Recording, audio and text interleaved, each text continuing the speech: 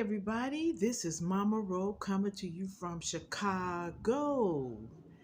And I want to say hello to my Roros out there. That is our channel subscribers name, Roros. And so, listen, thank you so much for watching this video.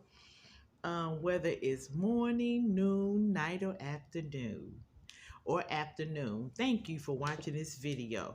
Okay, so today we are coming with um, some more following updates of R. Kelly uh, trial that's going on at this time. This is like the third, going on to the fourth week.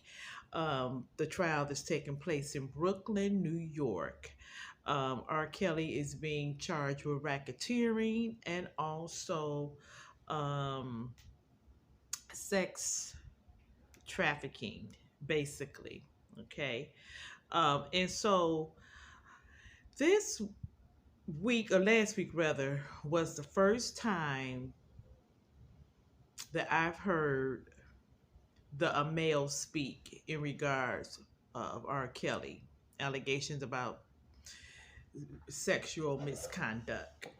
Okay, this is the first time of a male speaking on this. We know that we've heard the ladies in the documentary, and we heard the ladies from way back with the 14-year-old girl, during that time. But this time, this is a man that is speaking who is now 32 years old. Okay, and he's simply identified only as Lewis. Okay, he's identified as Lewis, and he testified at R. Kelly's trial, saying that the singer, R. Kelly, the singer, R&B singer, very well known, full name is Robert Kelly. I'm missing that middle name because he does have a middle name, but Robert Kelly, um, and that is who is on trial. Okay, and according to Lewis, this is the name he's going by for the trial. As I stated, he was on the witness stand.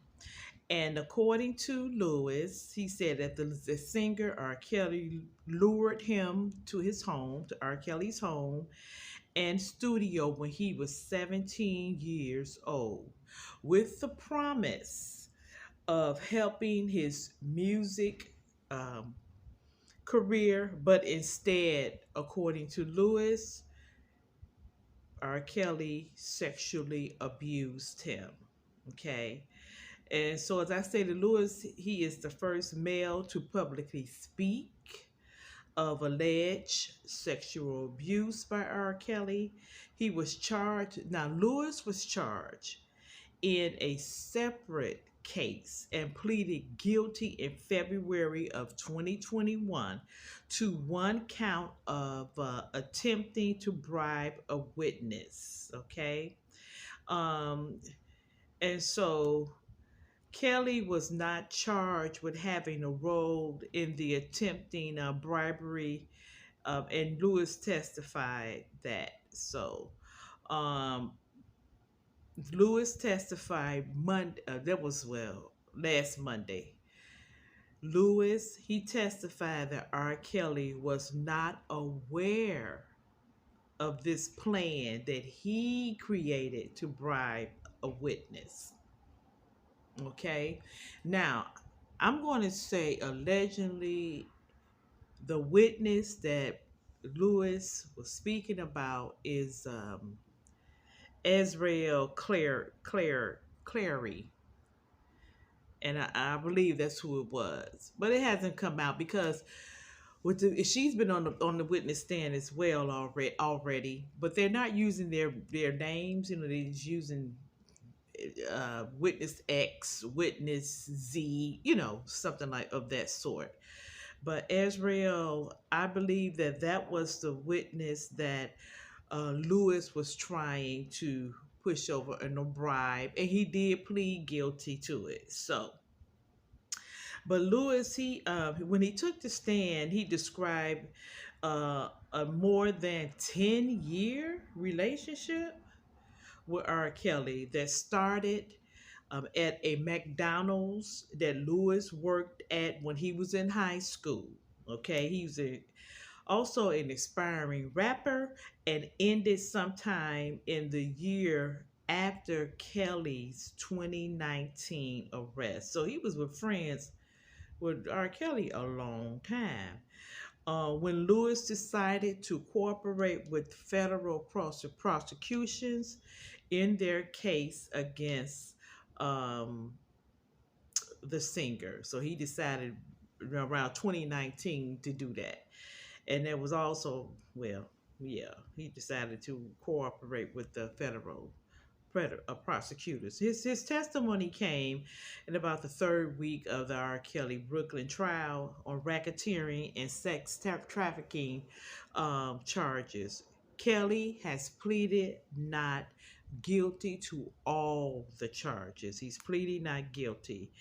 Um, and so, but now, Lewis testified that he met Kelly in 2006, okay, while working at the drive-through of a Chicago area McDonald's. And again, this was during his senior high school year. And he's saying that Lewis said that the driver and Kelly pulled up to the McDonald's and eventually handed the teen. R. Kelly gave the teen and a co-worker of the teen a slips of paper with Kelly's phone number. So Lewis received Kelly's phone number as well as one of Lewis' co-workers. Okay.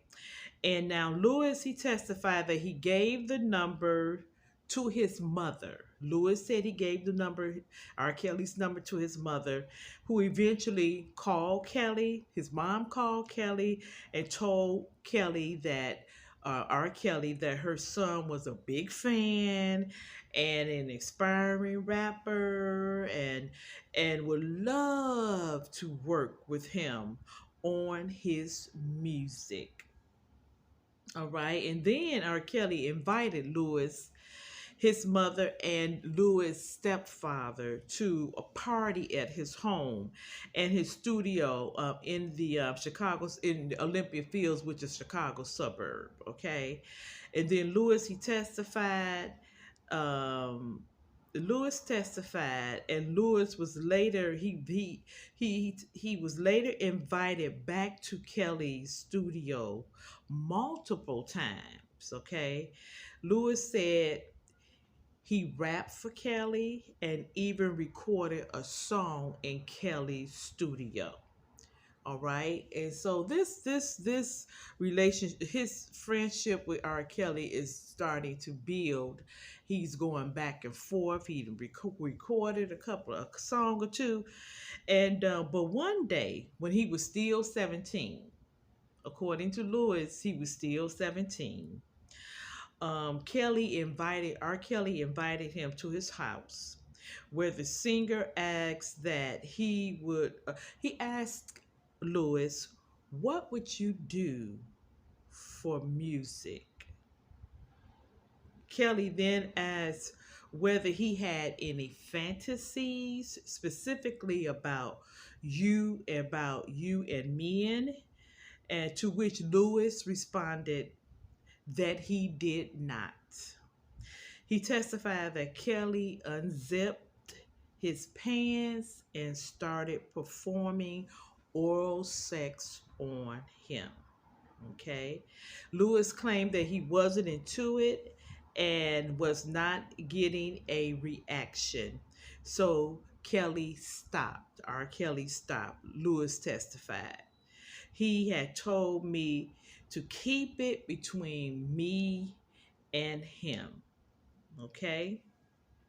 And so now Lewis is continuing. He continues though, even after that incident. Remind you, this he's 17 years old, so he knows.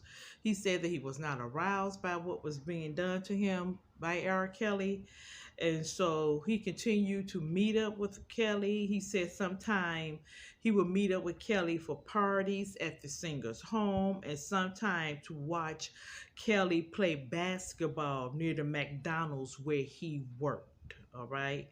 And so when asked by the assistant U.S. attorney Elizabeth, uh, I'm gonna have to spell this last name because I can't pronounce it, but it is Geddes. Asked him why did he continue to spend time with Kelly. Lewis testified because I really wanted to make it in the music industry. hmm And so then it goes on to say that there was another visit to R. Kelly's house that Lewis did, and this was in the detached garage where he had a boxing ring. R. Kelly had a boxing ring and exercise equipment back there in the garage, and Lewis testified that Kelly snapped his fingers and a young lady crawled out from under the boxing ring. Right, she crawled over to Kelly and gave him oral sex. He told her to do me the same way she did him, Lewis testified. Okay. He also testified he didn't mind oral sex with the young lady if it had been just between the two of them.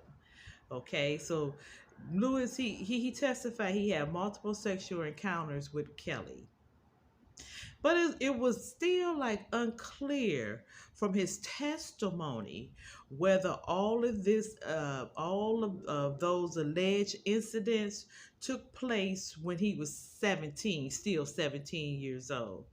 So he also testified that Kelly recorded many of the incidents and he recorded on a camcorder or an iPad. And so it continues on saying that as their relationship got stronger, he called him more like a brother. And he said I was like his little brother, Lewis testified. And so, like as I stated, Lewis, now he was arrested and he was charged by Brooklyn federal prosecutions with attempting to bribe a witness to stop cooperating in the case against Kelly. That's going back to what I said. I think that witness was Israel Clary.